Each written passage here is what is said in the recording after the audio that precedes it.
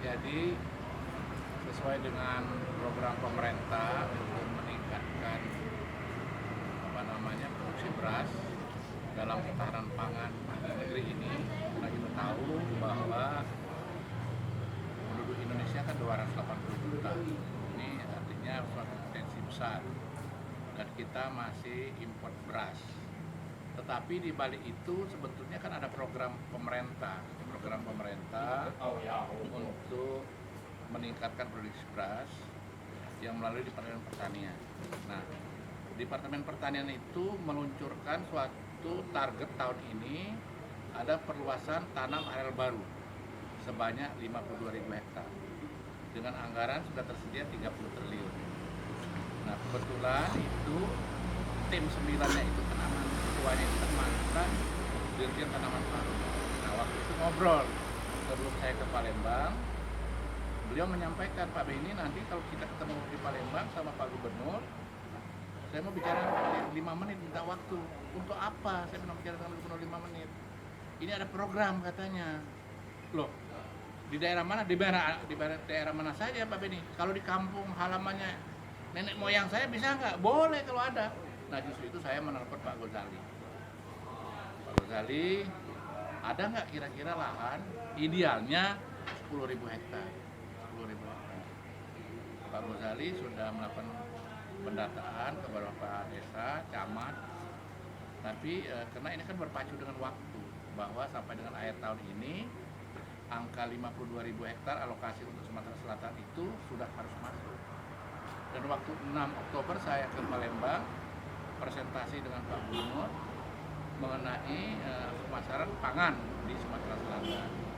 Pak Gubernur saya bilang itu di kampung halaman ibu saya itu ada lahan 10.000 hektar menurut informasi. Saya masih bilang begitu, kalau bilang saya siap kan nggak enak juga. Jadi, oh ya nih Pak Kadis coba nih di follow up nih.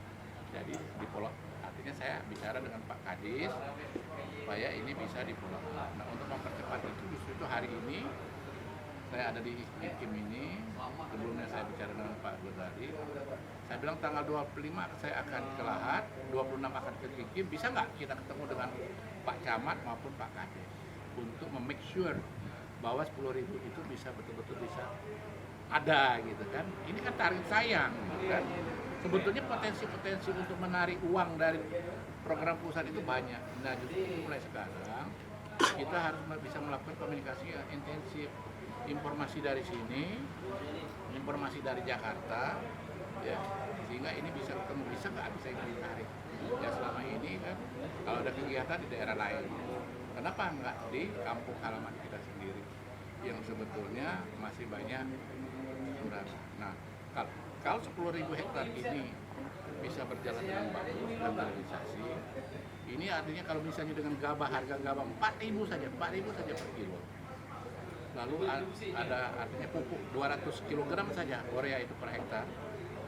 Lalu kalau beras itu digiling di rice milling unit dan bisa dijual 10.000 per kilo, saya sudah hitung itu ada perputaran uang di Kikim itu akan 1.051.000.000. Kan sayang itu kalau bisa uang ini bisa berputar 1.051.000.000, ini kan menggerakkan ekonomi di Kikim.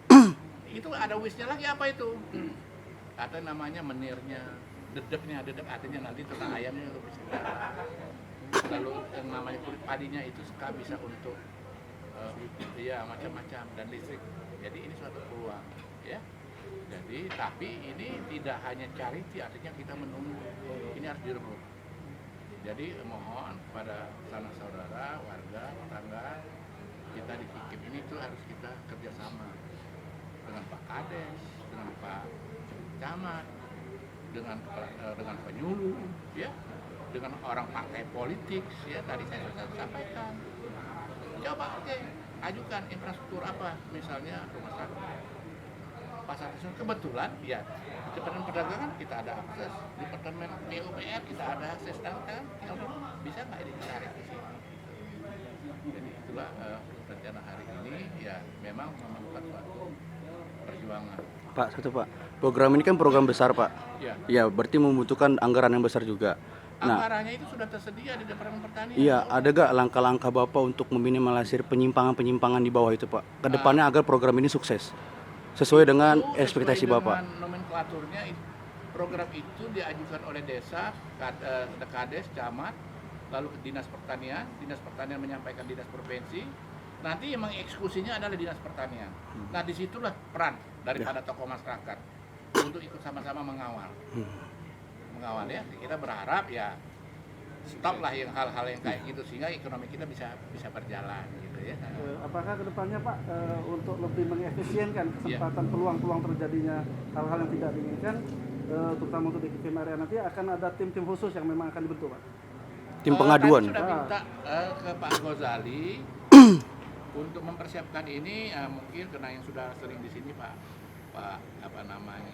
Haris, Pak Rizal, tapi nanti terserah yang di sini siapa yang terbaik. Silakan, artinya bagaimana yang terbaik untuk daerah kita untuk mengeliminir hal-hal yang tidak kita harapkan. Jadi peran serta daripada tokoh masyarakat, tokoh agama, ya partai politik, anggota dewan untuk mengawal ini ya tugas kita bersama, gitu ya. Tugas kita bersama. Apa ada pendampingan hukum Pak? Apa? Pendampingan hukum dari untuk dilakukan ya? Apa? Pendampingan hukum.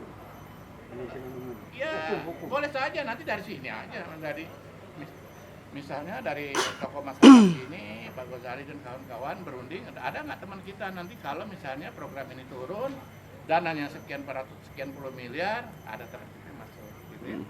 Nanti kalau memang tidak ada ya, saya akan mencoba bicara, tolong untuk di KIM ini nanti ada tim khusus yang ikut bersama-sama mengawasi. Oke Pak. Ya, kira-kira begitu. Siap. Kita ada silakan dengan Pak Ghazali.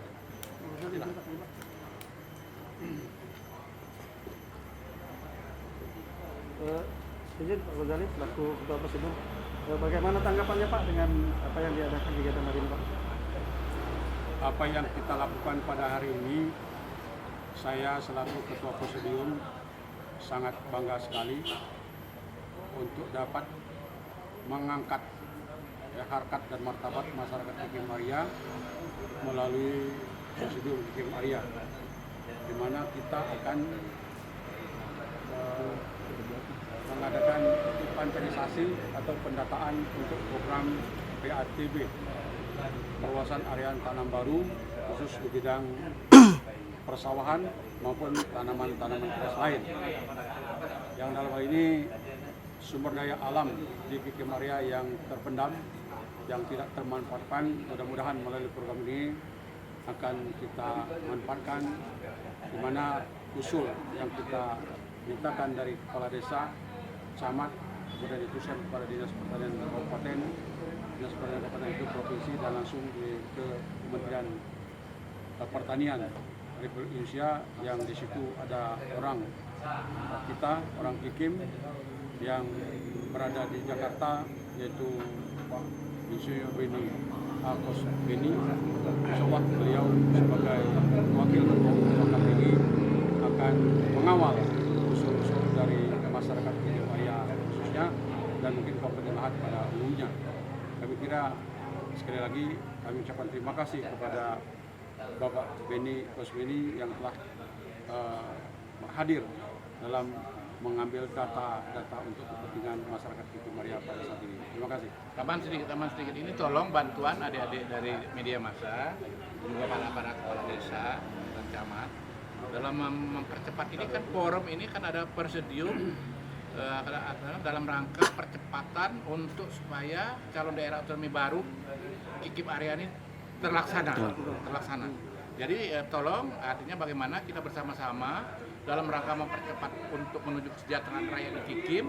Nah, kalau KIM ini betul menjadi kabupaten yang mandiri, mungkin dia akan lebih cepat maju ke segala sektor pembangunan yang ada di KIM itu.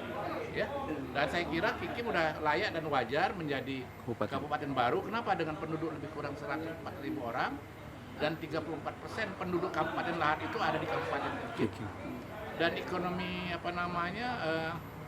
ekonomi Lahat itu 25% ada di KIM. Jadi tinggal bagaimana teman-teman tokoh masyarakat, para Pak Kades, para Pak Camat bersama Presidium ini bisa mempersiapkan segala aspek sehingga pembentukan Kabupaten Iklim Area ini dalam waktu dekat kita bisa lakukan dan terbentuk. Mohon doa dan restu insya Allah. Amin. Gitu. Terima kasih. Ya.